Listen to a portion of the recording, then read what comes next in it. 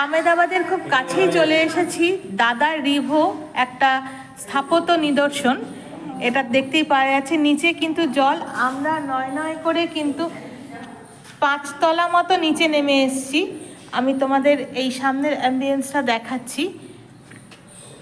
এর উপরে আর যাওয়ার জায়গা নেই, এই এতটা পর্যন্ত আমরা নেমে এসেছি।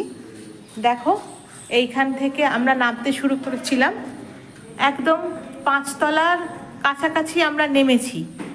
নেমে নিচে দেখছি একটা কুয়ো মতো করা আছে, এটা স্থাপত্য নিদর্শন। নিচে আবার বাদুড়, কোথায়?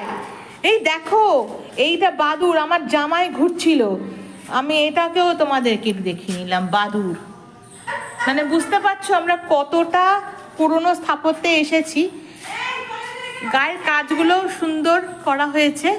আর বাইরে কিন্তু রোদ 11টা পারলে বাজে ঘড়িতে, কিন্তু এই এতটা নিচে নেমে আসার দরুন প্রায় 5 তলার কাছাকাছি নেমে এসেছি সিঁড়ি দিয়ে দিয়ে। সিঁড়িগুলো প্রচণ্ড উঁচু উঁচু সিঁড়ি ছিল।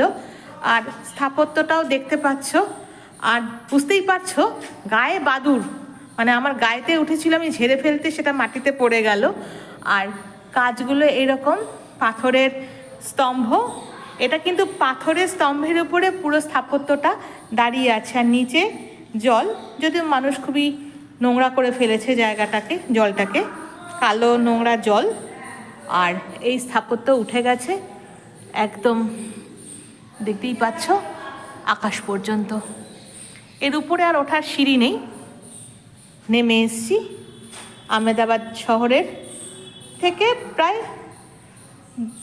3 কিলোমিটার মতো রাস্তা আমরা কভার করে চলে এসেছি এখানে।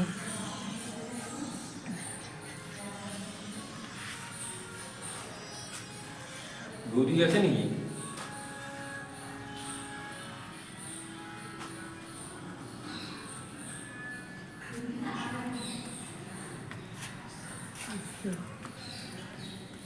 এই সিঁড়ি দিয়ে উঠে কিছুটা উঠবো, উঠে তোমাদেরকে দেখিয়ে নিচ্ছি।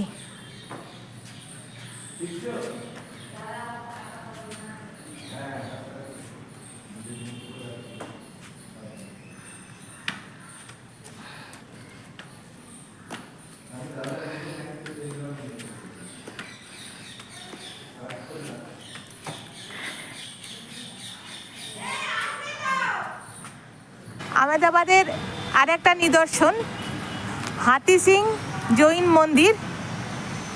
এটা সামনের দিকে একটা মন্দিরের অংশ,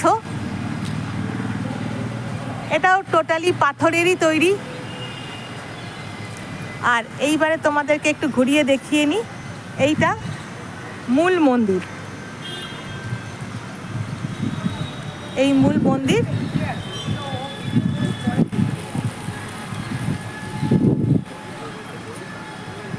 মন্দিরের ভিতরে ক্যামেরা অ্যালাউ কিনা বলতে পারছি না, তবে একটু হেঁটে তোমাদেরকে দেখিয়ে নিই। এইটা মূল মন্দির।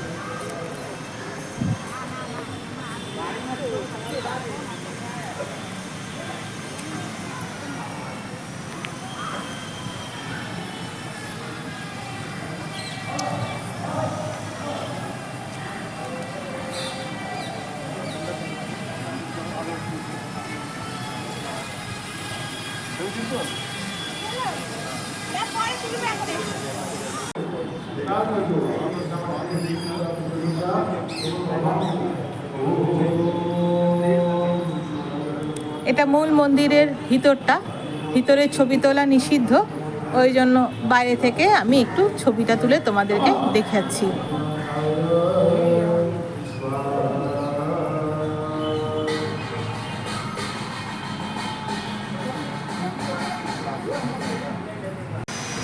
আহমেদাবাদ শহরের আরেকটি মন্দির স্বামীনারায়ণ মন্দির।